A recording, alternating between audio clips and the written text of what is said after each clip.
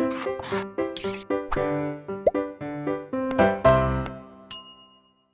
Students, blueprint detail में आपका स्वागत है बच्चों। मैं आपका फिजिक्स टीचर अनुज शर्मा।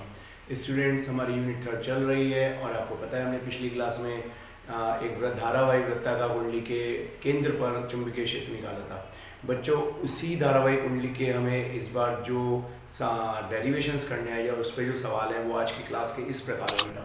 सबसे पहले बच्चों, वृत्ताकार धारावाही कुंडली जो हमने पिछली बार पढ़ी थी उसी पे उसके अक्ष पर बच्चों हमें उत्पन्न चुंबकीय क्षेत्र निकालना है।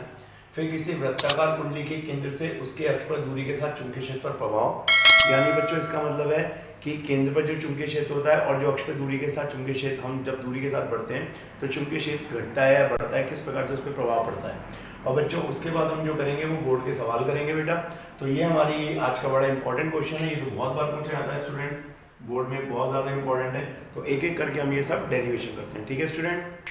तो स्टूडेंट, सबसे पहले जो हमें कुंडली बनानी है बच्चों, उसका अक्ष लेना है। मैं आपको अक्ष बता देता हूँ। ये अगर उसका केंद्र बच्चों, तो उसके केंद्र से अगर हम x दिशा में एक एक्सिस बनाए तो ये उसका कुंडली का अक्ष कहलाएगा बेटा। और इसलिए हमें थोड़ा सा कुंडली इस प्रकार से बनानी पड़ी है कि हमें लंबवत खड़ी हुई दिखे, ठीक है ना। तो अब बच्चों बात ही आती है, इसकी जो हम त्रिज्या है वो मान लेते हैं थोड़ी देर के लिए। इसका केंद्र वो मान लेता हूँ, इसकी त्रिज्या थोड़ी देर के लिए a ले लेते हैं। आप कहेंगे r क्यों नहीं मानी, तो वो भी बताऊंगा कि हमने क्यों r नहीं मानी। अब बच्चों बात यह है कि इसके अक्ष पे हमें इस बिंदु पे सपोज एक चुंबकीय क्षेत्र निकालना है। तो बच्चों आपको पता है, अगर चुंबकीय क्षेत्र निकालना है तो एक एक करके बात करते हैं। सबसे पहले हमारे पास जो है वो बायो-सैवर्ट का नियम है बेटा, बायो-सैवर्ट नियम।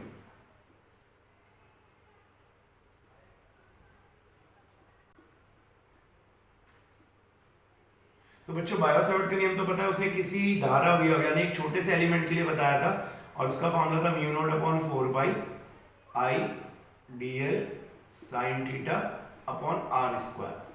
तो फिर पहले की तरह हम कुछ चीज़ों पर गौर करेंगे स्टूडेंट। सबसे पहले हम I में देख लेते हैं। तो हमने मान लिया कि ये इस तरह से I जो है प्रोड्यूस हो रही है और फ्लो कर रही है या प्रवाहित हो रही है कुंडली में इस प्रकार, ठीक है बच्चों। तो आप देख सकते हैं घड़ी की दिशा में मैंने माना। अब बच्चों बात ये आती है कि dl कहाँ है हमारे पास और r कहाँ है।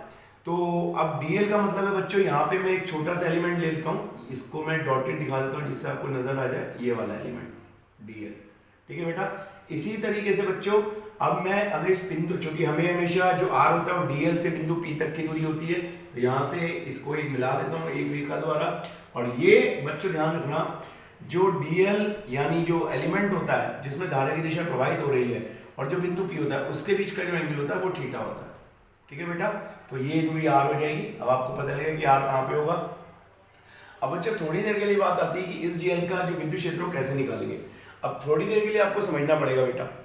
अगर बच्चों मैं इस कुंडली को थोड़ी इस तरह से रखूँ, ये कुंडली ऐसे दिख रही है और यहाँ पे बिंदु P है, धारा इस दिशा में जा रही है बच्चों, जिस हिसाब से मार्कर रखा है ऐसे करके इस दिशा में।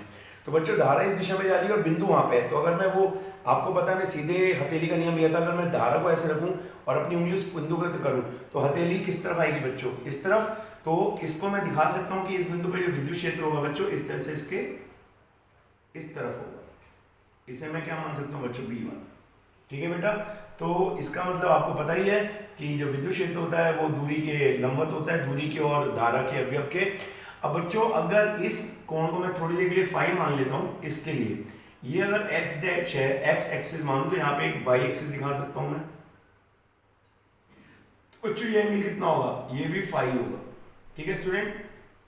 इसी प्रकार से बच्चों अगर हम दूसरा इसके अपोजिट एक और एलिमेंट ले लें, ठीक इसके सामने वाला, तो वो इस प्रकार से होगा और उसमें धारा इस प्रकार से जारी होगी।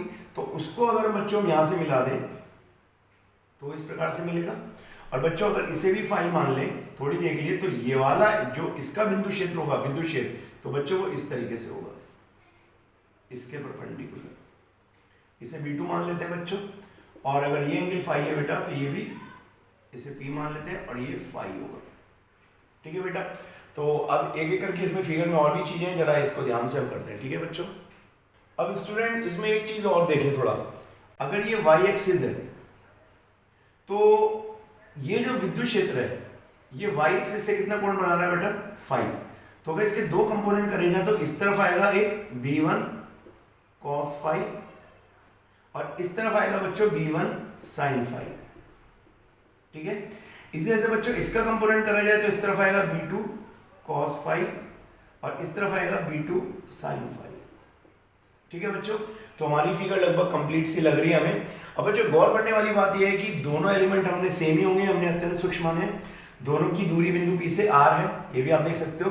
धारा जो है पूरी कुंडली में समान जा रही है, तो मैं आपको बता दूं B1 बराबर B2 होगा। तो इसका मतलब बच्चों B1 cos फाई बराबर B2 cos फाई, ये बराबर होंगे पर विपरीत दिशा में होंगे बेटा, विपरीत दिशा। तो विपरीत दिशा में होंगे तो निरस्त हो जाएंगे बेटा, निरस्त हम कहेंगे नहीं, निरस्त हो जाएंगे, निरस्त हो जाएंगे।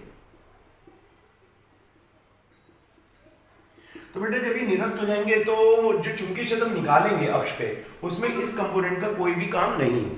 ठीक है बच्चों, तो जो काम होगा वो B1 sin phi B2 sin phi का होगा, क्योंकि जैसे B1 cos phi B2 cos phi equal है, तो B1 sin फाई बराबर B2 cos फाई मतलब B2 sin फाई बराबर, इन दोनों को सिंपल एक ही नाम रख देते हैं। हम सिंपल ये बोल देते हैं कि जो भी होगी इनकी वैल्यू वो B sin फाई मान लेते हैं, यानी B1 B2 की कोई जरूरत नहीं। और वो 2 ये काम करते हैं, 2 लिख देते हैं और 2B1 किसी एक का नाम लिख देते हैं, 2B1 sin फाई। ठीक है बच्चों, दोनों का मिला के, क्योंकि दोनों बराबर होंगे और दोनों एक ही दिशा में है, तो बल्कि इसको एक काम करते हैं, बाद में करेंगे हम लोग। हम ये कह सकते हैं बराबर होंगे, तो कुल विद्युत क्षेत्र कैसे आएगा बच्चों, कुल चुंबकीय क्षेत्र, कुल चुंबकीय क्षेत्र बच्चों अगर मैं नाम B डैश रख दूं तो वो आएगा B1 sin phi plus B2 sin phi. दोनों इक्वल है तो मैं किसी एक का नाम रख देता हूं 2B1 sin फाई। इस तरीके से ये कह सकता हूं, आप देख सकते हैं। तो मैं कुल मिला के ये कहना चाहता हूं कि इससे मैं बच्चों क्या बताना चाह रहा हूं, इससे बताना चाह रहा हूं कि हर कुंडली के दो अपोजिट अवयव ऐसे होंगे कि उनके जो कंपोनेंट होंगे विद्युत क्षेत्र के साइन फाई वाले जुड़ जाएंगे। अगर मैं यहाँ पे कोई अवयव लेता बेटा वो भी जुड़ जाते, कहीं भी जुड़ जाएंगे। तो कहीं भी अगर मैं आमने सामने के दो अवयव ले लूं तो उनके साइन वाले कंपोनेंट जुड़ेंगे, तो पूरी कुंडली के जितने भी अवयव होंगे उनके सबके साइन वाले कंपोनेंट जुड़ जाएंगे। तो ये सिर्फ बताने का मतलब है कि दो अवयव लेने पे ये बात हुई, तो पूरी कुंडली में ऐसे कितने अवयव होंगे। तो अब हम इस पे बात करते हैं बच्चों कि कुल विद्युत क्षेत्र निकालने का तरीका होगा क्या। तो हम ये कह सकते हैं कुल, इसे बच्चों कुल विद्युत क्षेत्र हम ये ना कह के हम ये कह सकते हैं कि जो चुंबकीय क्षेत्र होगा B1 B2 का, तो B1 व B2 का परिणामी, इसे हम कह सकते हैं परिणामी, B1 B2 का परिणामी चुंबकीय क्षेत्र। ठीक है बच्चों, लेकिन ऐसे तो बहुत सारे अवयव होंगे, तो सबका मिला के जो कुल चुंबकीय क्षेत्र होगा वो कैसे निकलेगा, तो उस पर हम बात कर लेते हैं बेटा। तो स्टूडेंट्स कुल विद्युत चुंबकीय क्षेत्र की अगर बात करें, कुल चुंबकीय क्षेत्र, तो बच्चों कुल चुंबकीय क्षेत्र का नाम अगर मैं थोड़ी देर के लिए बात करता हूं, मैं उसको B नाम रख लेता हूं या उसका नाम B डबल डैश रख लेते हैं, जो भी हमें नाम रखना है। तो बच्चों वो होगा, अगर हम एक काम करें B1 sin फाई, किसी भी एक कंपोनेंट का ले लें, क्योंकि ऐसे सारे कंपोनेंट हमें ऐड करने हैं, तो हम उसका इंटीग्रल कर देंगे बेटा इस तरीके से। और उसका इंटीग्रल किस तरीके से होगा आप समझ सकते हैं। उसका इंटीग्रल होगा बच्चों जितनी इसकी लेंथ होगी, तो हम कह सकते हैं 0 से 2 पाई और रेडियस है a, तो पूरी लेंथ कितनी होगी इसकी, जितनी इसकी परिधि होगी। तो हम कह सकते हैं इस प्रकार से बच्चों ये निकल सकता है। ठीक है बेटा, अब बात आती है बच्चों B1 कितना होगा चुंबकीय क्षेत्र। तो अभी हमने देखा जो भी बायो-सैवर्ट लॉ है उसके अकॉर्डिंग B1 होगा बेटा μ0/4 पाई IDL। बच्चों मैं यहाँ बताना चाहता हूँ कि ये जो एंगल होगा थीटा, ये 90 डिग्री का होगा। बहुत बच्चों के पास समझ नहीं, मैं बताता हूँ आपको, क्योंकि यहाँ देखो बच्चों धारा अगर इस दिशा में जा रही है, जिस दिशा में मार्कर रखा है, ठीक है बच्चों, तो ये एक एक्सिस है और वहां से जो आ रहा है बच्चों वो दूरी आ रही है, ठीक है, वो दूसरे एक्सिस से आ रही है। तो एक ये एक्सिस हुआ, एक ये एक्सिस हुआ, तो बच्चों ये क्या होगा, ये एक दूसरे के परपेंडिकुलर होंगे 90 डिग्री पे। ठीक है बच्चों, तो थीटा 90 लेना है हमें यहाँ पे, तो साइन 90 हो जाएगा, अपॉन में r square as it is रख देते हैं, अभी इसको नहीं छेड़ते बच्चों, इस प्रकार। तो साइन 90 1 हो जाएगा, तो B1 बराबर μ0/4 पाई IDL, और ये हो जाएगा बच्चों 1 और ये हो जाएगा r स्क्वायर। तो इक्वेशन आ गई थर्ड। तो B1 की वैल्यू हमारे पास आ गई, तो हम इक्वेशन थर्ड की वैल्यू इक्वेशन फर्स्ट में रख देते हैं बेटा। ठीक है स्टूडेंट, तो स्टूडेंट जब इसकी वैल्यू हम समीकरण 1 में रखेंगे 3 की वैल्यू, तो ये हमारे पास जो कुल चुंबकीय क्षेत्र है बच्चों, इसका मैंने नाम रख दिया कुल चुंबकीय क्षेत्र। ठीक है बेटा, तो ये आ जाएगा B1 की वैल्यू है μ0 अपॉन 4 पाई, आई बाहर आ जाएगा बेटा, और साइन 90 1 हो गया है, अपॉन आर स्क्वायर आ जाएगा। अब बच्चों इंटीग्रल हमें किसका करना है, इंटीग्रल आप देखें तो 0 से 2 पाई ए, और ये हो जाएगा डीएल, और बच्चों साइन फाई भी बाहर लेना है, तो हम एक काम करते हैं साइन फाई बाहर ले लेते हैं इस प्रकार। तो बच्चों इसका इंटीग्रल कैसे करेंगे, तो हम कहेंगे कुल जो चुंबकीय क्षेत्र होगा बच्चों mu naught 4 pi I upon R square sine phi, और बेटा डीएल का इंटीग्रल होगा एल, और उसमें जब लिमिट रखेंगे तो बेटा आएगा 2 पाई ए। ये बच्चों मैंने जीरो नहीं रखा, -0 रखेंगे तो वो हट जाएगा, उसकी जरूरत नहीं है, ठीक है बेटा। तो ये 2 पाई ए इस प्रकार से हमारे पास आ गया है। अब बच्चों बात ये आती है कि हमें थोड़ा सा कुछ वैल्यूज निकालनी पड़ेंगे। वैल्यूज किस तरीके से निकालेंगे, हमें फाई को सॉल्व करना है, साइन फाई कितना होगा, और आर की वैल्यू भी निकालेंगे। तो बच्चों का चित्र से हम अगर हम देखें, चित्र के अनुसार अगर हम देखें तो आर की वैल्यू कितनी होगी, आर स्क्वायर बच्चों होगा आर स्क्वायर ए स्क्वायर, और प्लस यहां से अगर यहां तक की दूरी हम एक्स मान लें, ये वाली बिंदु पी तक की, तो ए स्क्वायर प्लस एक्स स्क्वायर लिख सकते हैं बेटा ये। और बच्चों साइन फाई कितना होगा, इसको भी यही सॉल्व कर लो, साइन फाई, साइन होता है बच्चों लंब बटे कर्ण, तो ए अपॉन आर आ जाएगा, तो साइन फाई आ जाएगा ए अपॉन आर, इस प्रकार से। तो ये सारी वैल्यू अगर हम बच्चों पुट कर दें तो हमें किस प्रकार से मिलेगा, तो ये आ जाएगा बच्चों बी कुल चुंबकीय क्षेत्र म्यू नॉट अपॉन 4 पाई आई, बच्चों इसकी जगह हम रख देंगे ए स्क्वायर प्लस एक्स स्क्वायर, और आई हमारे पास ऐसी है इंटू 2 पाई ए आ जाएगा, और बेटा ए अपॉन आर आ जाएगा, ये आप देख सकते हैं ए अपॉन आर, ठीक है बच्चों। तो इक्वेशन हमारे पास कौन सी आ गई, 4th। तो स्टूडेंट अगर हम इसको थोड़ा सा सॉल्व करें बेटा, तो ये हो जाएगा बी डबल डैश, जिसका नाम हमने रखा हुआ है कुल विद्युत क्षेत्र म्यू नॉट अपॉन 4 पाई आई, और बच्चों ये हमारे पास अगर हम बात करें तो थोड़ी देर के लिए 2 पाई से बच्चों 2 से 2 काट दें इसे, तो ये कट जाएगा, पाई से पाई कट गया, तो ये आ जाएगा, इसको हम बच्चों कर लेते हैं म्यू नॉट अपॉन 2, ठीक है बच्चों, आई आ गया, ए स्क्वायर हो गया, और बच्चों थोड़ी देर के लिए बात करें तो ए स्क्वायर प्लस एक्स स्क्वायर, और बच्चों आर की वैल्यू होगी ए स्क्वायर प्लस एक्स स्क्वायर की पावर हाफ, ये आपको समझ में आनी चाहिए, वही फॉर्मूला लगा के आर स्क्वायर बराबर ए स्क्वायर प्लस एक्स स्क्वायर, तो आर बराबर हो जाएगा अंडर ए स्क्वायर प्लस एक्स स्क्वायर। तो बच्चों जो कुल चुंबकीय क्षेत्र हमारे पास हुआ, कुल चुंबकीय क्षेत्र बराबर हो गया म्यू नॉट अपॉन 2 आई ए स्क्वायर, इसको हम लिख सकते हैं बच्चा ए स्क्वायर प्लस एक्स स्क्वायर की पावर 3/2।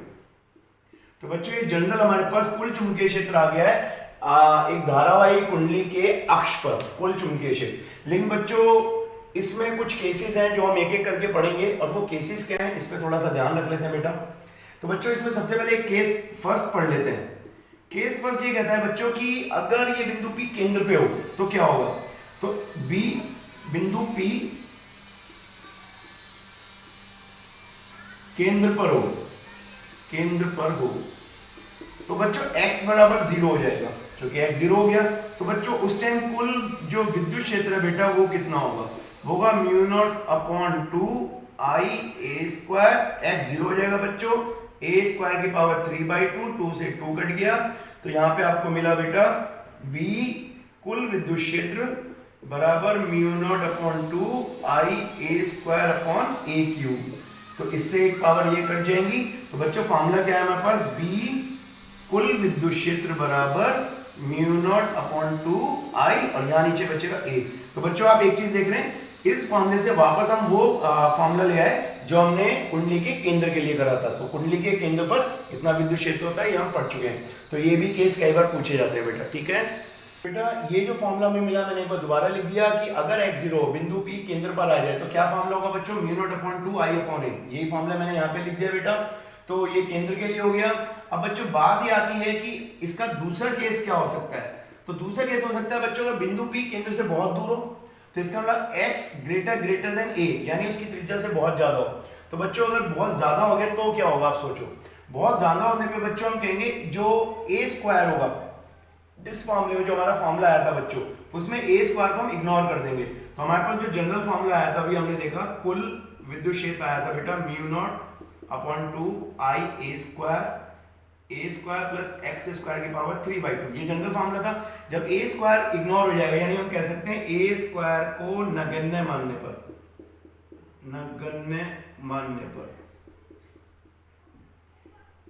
ठीक है बच्चों। तो नगण्य मानने पर क्या होगा बेटा, इसको आप थोड़ा गौर से देखें, तो नगण्य मानने पर b डबल डैश कुल हो जाएगा म्यू नॉट अपॉन 2 आई ए स्क्वायर खत्म हो जाएगा बेटा, एक्स स्क्वायर की पावर एक्स स्क्वायर और एक्स स्क्वायर की पावर 3/2, 2 से 2 कट गया। तो बच्चों हमारे पास जो फॉर्मूला आएगा वो आप फॉर्मूला अगर देखें तो वो फॉर्मूला आएगा बच्चों बी डबल डैश कुल विद्युत क्षेत्र बराबर म्यू नॉट अपॉन 2 आई ए स्क्वायर अपॉन एक्स क्यूब। तो बच्चों ये एक जनरल फॉर्मूला हमारे पास एक और आ गया कि ये दोनों केस हमने देख लिए, अगर x बहुत ज्यादा हो और अगर x 0 हो जाए। ठीक है बेटा, दोनों बहुत पूछे जाते हैं। तो बच्चों अब जो हमारे पास क्वेश्चन बेटा वो है कि धारावाही कुंडली के चुंबकीय क्षेत्र का कुंडली के केंद्र से दूरी के साथ परिवर्तन, इसका क्या मतलब बेटा। तो आप ये समझो बच्चों, अगर हम एक कुंडली बना लें इस प्रकार से, ये हमने कुंडली बना ली बेटा, और ये इसका केंद्र है और यहाँ से उसका अक्ष है और इस पे बिंदु P है। तो बच्चों अगर केंद्र से हम चले आगे की तरफ तो हमें किस प्रकार से हम कह सकते हैं कि चुंबकीय क्षेत्र चेंज होगा। तो बच्चों यहाँ पे तो आपको समझ में आता है कि ये डिस्टेंस हम कितना मान रहे हैं, x मान रहे हैं। तो बच्चों इसके लिए हम एक काम करते हैं बेटा, एक एक्सिस बनाते हैं, x एक्सिस और एक y एक्सिस। y एक्सिस पे बच्चों हम चुंबकीय क्षेत्र दिखाते हैं और x एक्सिस पे हम दिखाते हैं जो हमारी दूरी है, दूरी। ठीक है बेटा, और वो हम x की बात कर रहे हैं, x। तो x इधर भी या इधर भी। ठीक है बेटा, अब बच्चों जब x 0 है यानी जब केंद्र पे है तो चुंबकीय क्षेत्र मैक्सिमम होगा बच्चों, इसे कहेंगे अधिकतम। ये आपको भी दिखता है बच्चों, जब x 0 हो जाएगा तो आप देखते हैं x 0 होने के बाद यहाँ पे 3/2 आता है और हमें केंद्र पे मैक्सिमम चुंबकीय क्षेत्र मिलेगा। और बच्चों जैसे जैसे हम x बढ़ाते जाएंगे, अब आप देखो अगर x बढ़ेगा तो a तो नहीं बढ़ रहा, a तो कांस्टेंट है, जो इसकी रेडियस है बच्चों, जो कुंडली की त्रिज्या है वो तो कांस्टेंट है, नियतांक है। तो बच्चों जैसे जैसे x बढ़ेगा वैसे वैसे अगर नीचे की वैल्यू बढ़ेगी तो b छोटा होता जाएगा, तो b इस प्रकार से बच्चों कम होता जाएगा और इसी प्रकार से इस दिशा में भी कम हो जाएगा, यानी अगर हम इधर चलेंगे तो भी कम हो जाएगा। तो इसका मतलब बच्चों हम ये कह सकते हैं कि केंद्र पे चुंबकीय क्षेत्र अधिकतम होता है और उसके अक्ष पे दूरी के साथ बढ़ने पे बच्चों चुंबकीय क्षेत्र कम होता चला जाता है और लगभग 0 मान लेते हैं थोड़ी देर बाद। ठीक है बच्चों, तो ये ग्राफ बहुत आएगा बेटा, ये भी बहुत आता है, ये बहुत इंपॉर्टेंट है, इसको आप ध्यान से करें। ओके स्टूडेंट, बच्चों अब जो मैं आपको ये क्वेश्चन करवाने वाला हूँ ये बड़ा इंपॉर्टेंट है, बोर्ड में आया हुआ है और बड़ा इंटरेस्टिंग क्वेश्चन भी है ये, और ऐसे कोई भी क्वेश्चन आप कर सकते हो अगर आपको ये क्वेश्चन आ जाता है तो इससे आप कुछ सीख सकते हैं बेटा। एक दो कुंडली दे रखे बेटा हमें, और दोनों कुंडली में आप देखें कि इसमें जो हम बच्चों इसमें जो प्रश्न में दिया है, मैं आपको प्रश्न लिख के नहीं समझाता हूँ। बिंदु O पे जो व्यक्ति खड़ा हुआ है वो इस कुंडली के फेस को देखता है, इसको भी देखता है। जब वो इस कुंडली के फेस को देखता है तो धारा उसे क्लॉकवाइज दिखती है बच्चों, जब इस यहाँ से इस कुंडली को फेस को देखता है तो बच्चों वो एंटी क्लॉकवाइज दिखती है। ठीक है बेटा, तो धारा उधर से भले क्लॉकवाइज हो रही है पर उधर से उसे एंटी क्लॉकवाइज, तो इसको हम कर लेते हैं थोड़ी देर के लिए ऐसे। जो बिंदु O से देखता है तो उसे एंटी क्लॉकवाइज दिखती है इस प्रकार। ठीक है बेटा, दोनों बिंदु का ऑब्जर्वेशन पॉइंट बेटा O है, धारा दोनों में समान है बेटा, और दोनों के केंद्रों से दूरी कुंडली की 2r है, दोनों की त्रिज्या भी r है। ठीक है बच्चों, तो हम ये भी कह सकते हैं कि एक कुंडली से O की दूरी r है और इससे इसकी दूरी भी कितनी है बेटा r। वो कहता है बच्चों बिंदु O पे विद्युत क्षेत्र बताओ।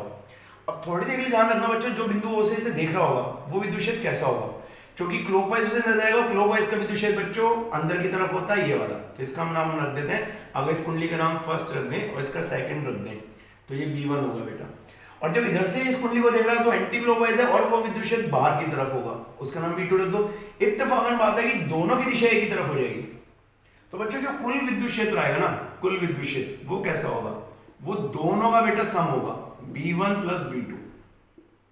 ठीक है बेटा, अब बच्चों में तो मैग्नीट्यूड चाहिए तो हम सीधा मैग्नीट्यूड की अगर बात करें, टोटल जो चुंबकीय क्षेत्र होगा बेटा, टोटल चुंबकीय क्षेत्र अगर हम एक अक्ष पे बात करें तो एक अक्ष का जो चुंबकीय क्षेत्र होता है बेटा वो होता है म्यू नॉट अपॉन 2 आई ए स्क्वायर अपॉन ए स्क्वायर प्लस एक्स स्क्वायर की पावर 3/2, यही होता है बच्चों। और बच्चों क्योंकि दोनों सेम है तो इसको हम चूंकि एक की वैल्यू रख के हम इसको 2 से मल्टीप्लाई कर देते हैं, उसमें तो कोई दिक्कत नहीं है। ठीक है बच्चों, अब x की वैल्यू कितनी है बच्चों, यहां से यहां तक ये टोटल 2 आ रहा है तो x की वैल्यू यहां से ये x कहलाता है बच्चों, अभी हमने जो डेरिवेशन करा है, और x इज इक्वल टू हम कहेंगे r के बराबर है, और a कितना बच्चों, दोनों की त्रिज्या r दी हुई है। तो बच्चों अगर ये वाली वैल्यू हम यहाँ पे पुट कर दें तो हमें क्या मिलेगा, हमें मिलेगा 2 बाहर आ जाएगा, म्यू नॉट अपॉन 2 आ जाएगा, i आ जाएगा, a की वैल्यू r स्क्वायर, और यहाँ पे जब करेंगे r स्क्वायर प्लस, अब बच्चों x भी कितना है, r स्क्वायर है, तो r स्क्वायर ये हो जाएगा 3/2 हो जाएगा। ठीक है बच्चों, अब गौर से बेटा अगर एक बात देखी जाए तो 2 से 2 काटते हैं, म्यू आ जाएगा, आई आ जाएगा, आर स्क्वायर आ जाएगा, ये 2r स्क्वायर होगा बेटा, और इसकी पावर होगी 3/2। तो बच्चों ये कितना हो जाएगा, म्यू नॉट, अगर हम बात करें आई आर स्क्वायर, इस 2 को बाहर ले लेंगे तो बेटा ये 3/2 हो जाएगा, ये हो जाएगा आर स्क्वायर से इस एक 1/2 पावर कट जाएगी तो आर क्यूब होगा, इससे पूरा कट जाएगा। तो बच्चों हमें जो कुल चुंबकीय क्षेत्र मिला वो कितना मिला, कुल चुंबकीय क्षेत्र मिला बच्चों म्यू नॉट अपॉन 2 की पावर 3/2 आई अपॉन आर। तो बच्चों इस प्रकार से आप कोई भी डेरिवेशन कर सकते हैं, आपको कभी भी कोई दिक्कत नहीं आएगी बेटा, ठीक है। तो बच्चों ये जो हमारा आज का टॉपिक था ये बड़ा इंटरेस्टिंग है, इसमें पूछे जाते हैं डेरिवेशन, आप बहुत ध्यान से करना, ये बोर्ड में आता है, ठीक है बच्चों। अब जो नेक्स्ट का डेरिवेशन होगा सब नेक्स्ट क्लास में करेंगे, तब तक के लिए धन्यवाद।